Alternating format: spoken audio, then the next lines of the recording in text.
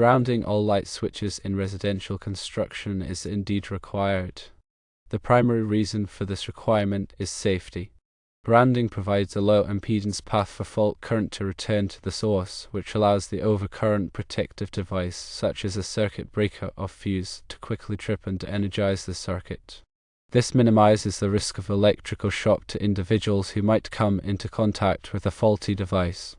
Without proper grounding, a fault could cause the metal parts of a switch to become energized, creating a dangerous situation. The National Electrical Code, or NEC, outlines specific requirements for grounding electrical systems and equipment. These requirements are designed to ensure the safety of both people and property. The NEC mandates that all metal enclosures containing electrical conductors or equipment must be grounded. This includes metal switch boxes. The grounding conductor, typically a bare or green insulated wire, provides the path for fault current. When a fault occurs, the current flows through the grounding conductor back to the source, tripping the circuit breaker and interrupting the flow of electricity. There are several methods for grounding light switches. Firstly, the most common method is to use a grounding screw located inside the switch box.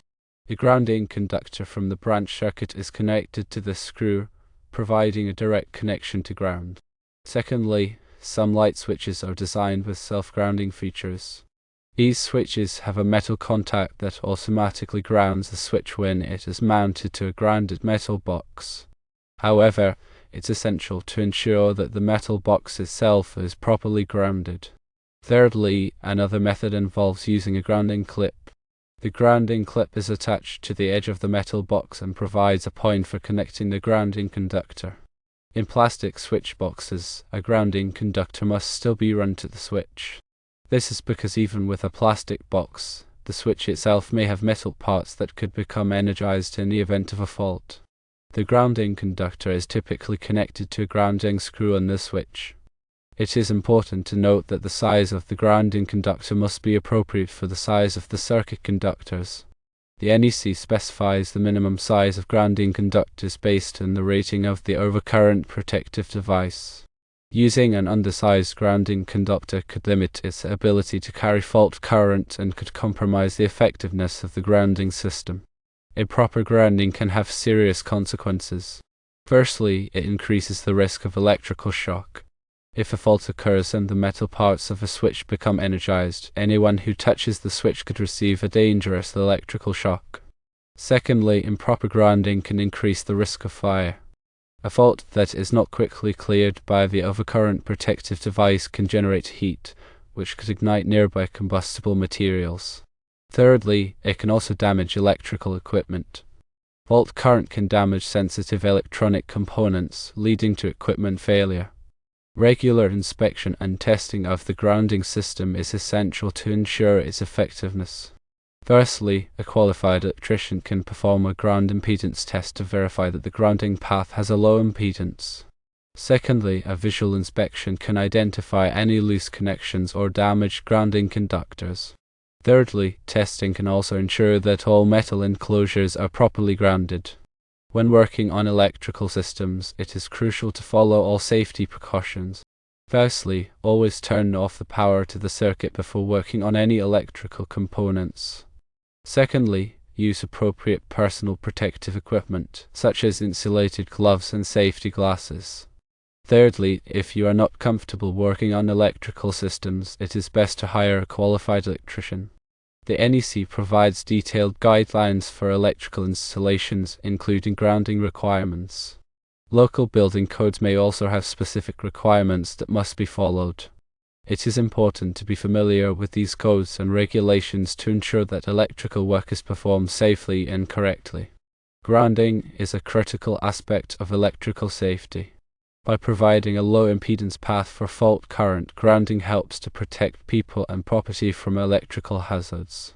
Properly grounding light switches in residential construction is essential for ensuring the safety of the electrical system. Ignoring these requirements can lead to dangerous situations and potential harm.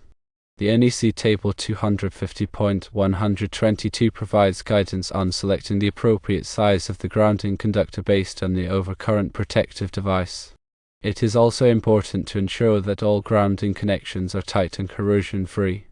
Loose or corroded connections can increase the impedance of the grounding path, reducing its effectiveness.